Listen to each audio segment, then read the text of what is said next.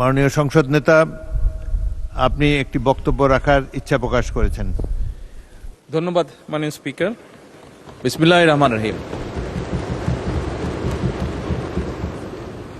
মাননীয় সকল সংসদ সদস্যবৃন্দ, গতকাল বিরোধী দলীয় নেতা একটি প্রস্তাব উপস্থাপন করেছিলেন দেশের চলমান পরিস্থিতি নিয়ে। আমরা সকলেই আলোচনা করে একমত হয়েছিলাম, বা একটি বিষয়ে আমরা সকলেই উপনীত হয়েছিলাম মাননীয় স্পিকার, যে এটি একটি বৈশ্বিক প্রবলেম। সারা বিশ্বেই এই সমস্যার তাপ ছড়িয়ে পড়েছে। মাননীয় বিরোধী দলীয় নেতা ওনার বক্তব্যে বাংলাদেশের এটি যে কনসার্ন সেটি এক্সপ্রেস করেছিলেন উনি,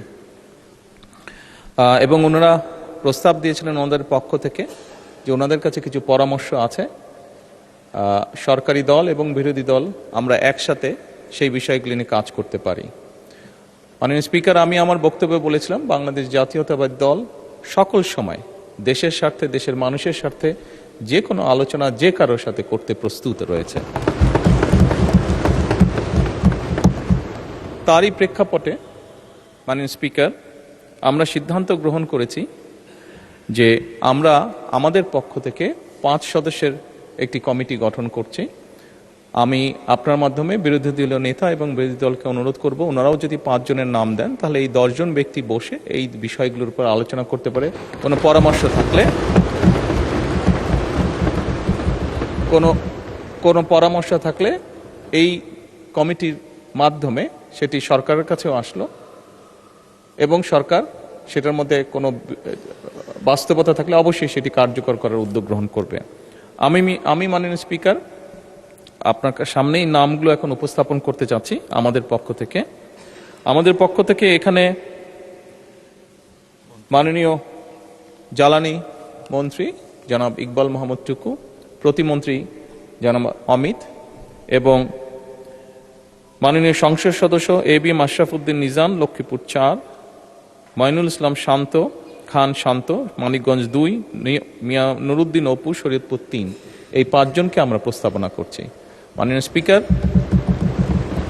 আমি বিরোধী দলীয় নেতাকে অনুরোধ করব ওনাদের পক্ষ থেকে নামগুলো যদি দ্রুত আমাদের কাছে দেন তাহলে এই কমিটি দ্রুত কাজ শুরু করতে পারবে। ধন্যবাদ মাননীয় স্পিকার।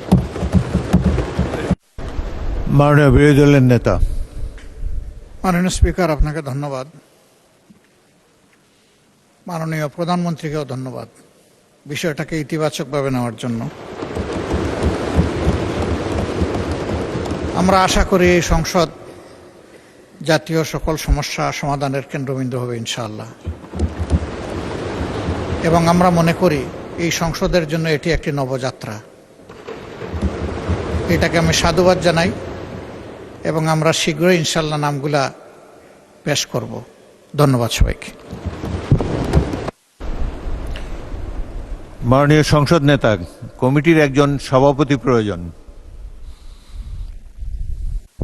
মাননীয় স্পিকার, স্বাভাবিকভাবেই যাতে গৃহীত সুপারিশগুলো বাস্তবতার আলো দেখতে পারে সেজন্য আমরা প্রস্তাব করছি যে মাননীয় মন্ত্রী, জ্বালানি মন্ত্রী ইকবাল মোহাম্মদ টুকু, ওনাকে এই কমিটির সভাপতি করা হোক।